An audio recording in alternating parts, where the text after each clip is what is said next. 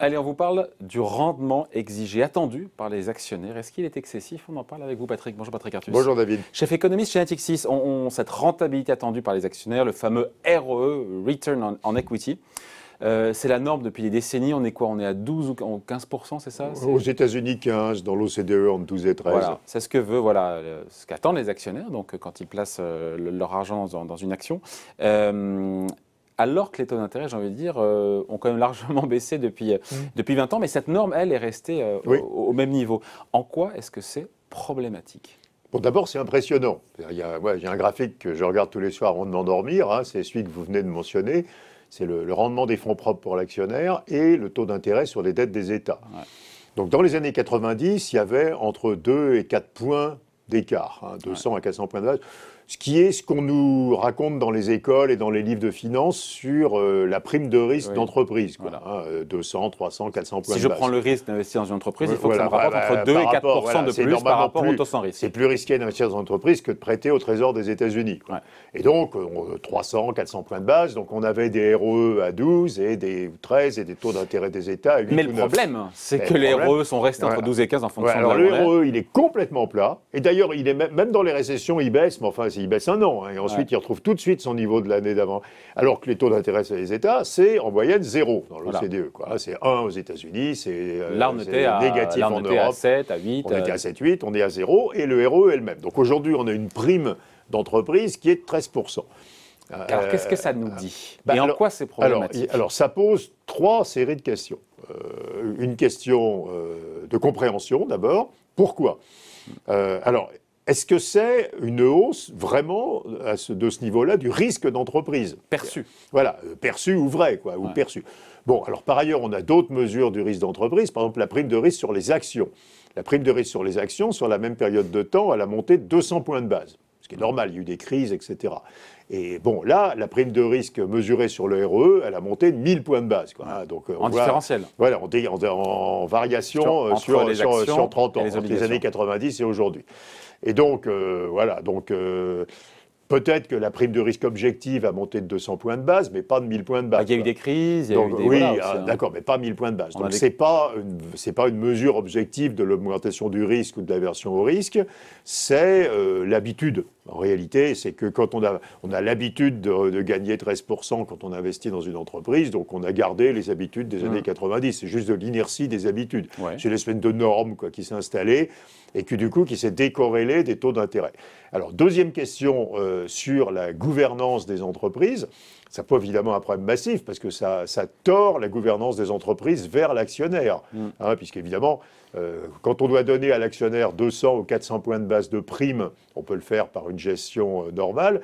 Quand on doit lui donner 1300 points de base de prime, il faut serrer les salaires, délocaliser, utiliser des énergies pas chères, massivement faire des gains de productivité, avoir des rentes de monopole si possible. Ça pousse à faire un peu n'importe quoi. Ça pousse aux dérives du...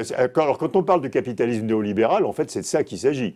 Le capitalisme néolibéral, c'est tout ce que doivent faire les entreprises pour verser... Pour cracher du 15%. Pour cracher 15%, alors que les États payent 0. Et donc, à nouveau, des rentes de monopole, évidemment, regardez le débat sur Facebook, qui est parti aux États-Unis, les délocalisations, la déformation du partage du revenu au détriment des salariés, la concurrence fiscale, la liste est longue. Donc, vous comprenez le capitalisme, finalement, en regardant l'écart entre rendement des fonds propres. Et c'est déraisonnable? C'est totalement déraisonnable de vouloir une entreprise géniale avec un bon produit. Le type qui trouve le vaccin contre la Covid, c'est normal qu'il ait pas 15-50% d'ROE, j'en sais rien, ou ça se trouve c'est plus. Mais ça ne peut pas être toutes les entreprises au même moment. Ça peut être que, évidemment, les gens qui ont un nouveau produit, un nouveau brevet, etc., les entrants dans un marché. Mais ça ne peut pas être tout le monde. Pour que tout le monde fasse ça, il faut des contorsions qui sont celles dont on vient de parler. Et le troisième sujet, c'est un sujet de macroéconomie. Parce que ça veut dire que la politique monétaire expansionniste n'a pas d'effet sur les comportements d'entreprise. Une entreprise, quand elle choisit ses investissements, elle veut 15% d'ROE. Et donc elle écarte. Et donc la baisse des taux, elle écarte tout ce qui ne rapporte pas 15%, comme elle le faisait il y a 30 ans. Donc quand les banques centrales baissent les taux, ça ne génère pas un supplément d'investissement. D'ailleurs, le taux d'investissement, il n'est pas plus élevé qu'il y a 30 ans. Qu'est-ce qu'on fait pour que les actionnaires acceptent des niveaux de rentabilité plus raisonnables et qui est fautif ?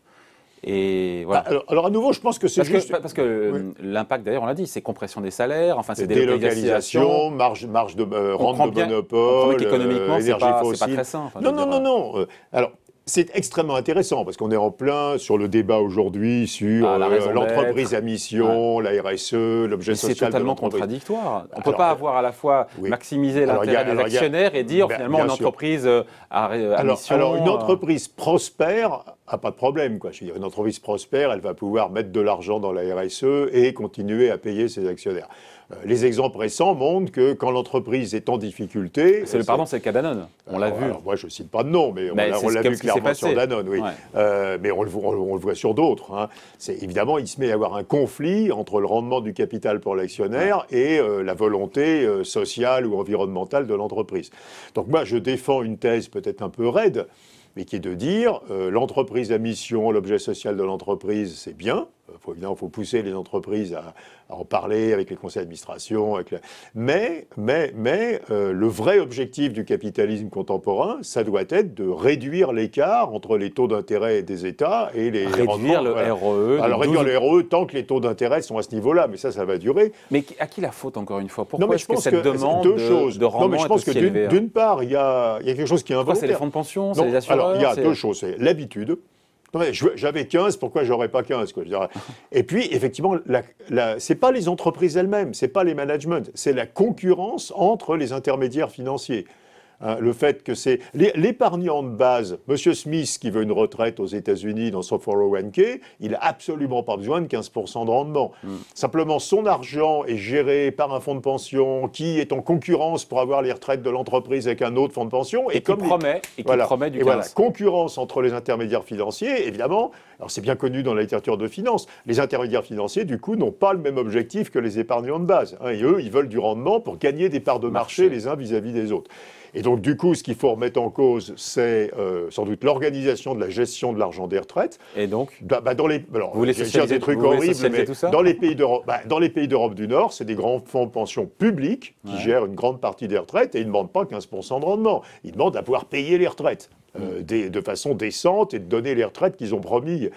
On n'a pas besoin de 15% de rendement pour payer les retraites. Il faut en gros un taux d'intérêt réel un peu plus élevé que la croissance du PIB, parce qu'il faut compenser le vieillissement. Quoi. Donc, mais 5% réel, ça marche, quoi, et pas 15%. Donc on peut réfléchir à donner un rôle à des grands fonds de pension publics, comme en Suède, au Danemark, aux Pays-Bas, en Norvège, etc. Et puis, ou bien... ça vient des entreprises qui vont avoir le courage de dire à leurs actionnaires, les gars, vous n'allez pas avoir 15, vous allez avoir 10. Ils vont se faire massacrer après, en bourse. Pas sûr. Mais en contrepartie. Mais entre la différence, je vais l'utiliser pour investir, pour créer des emplois, pour investir plus, pour faire accélérer la transition énergétique, etc. Et vous allez assumer que vous allez diluer, en gros. C'est-à-dire que vous allez recevoir une moindre rentabilité de vos investissements dans l'entreprise. Donc le vrai changement des mentalités, le vrai changement de gouvernance, c'est d'arrêter avec ce standard de REE à 12 ou 15% par an. Oui, même la transition énergétique... Mais on ne le voit pas, vous on ne le voit pas. La transition énergétique, c'est extrêmement compliqué à 15% des REE aussi. Les énergies renouvelables, ça rapporte pas ce rendement-là. Ça nécessite beaucoup d'investissements qui sont moins rentables que ça. Donc il y a plein de choses qui bloquent tant qu'on en est là. Donc si vous voulez, mais il n'y a pas de changement de mentalité. Donc ce que je veux dire, c'est que la bonne volonté... Non, si. Dans les managements des entreprises européennes, je pense qu'il y a un vrai changement de mentalité. Il y a beaucoup de management, mais ils se disent, mais il va dire quoi mon actionnaire, le fonds de pension américain que j'ai à mon capital pour 3% de mes fonds propres, il va dire quoi mon actionnaire si je lui annonce ça? Il va pas l'acheter, quoi. Et donc je crois qu'il va y avoir un vrai divorce de culture entre le monde anglo-saxon et le monde européen continental, probablement aussi sur cette question. Voilà, en tout cas, le rendement est attendu, exigé par les actionnaires, reste toujours, pour l'instant en tout cas, sur ces standards-là. Mais c'est une variable centrale pour comprendre le capitalisme. Voilà, merci beaucoup Patrick. Au revoir.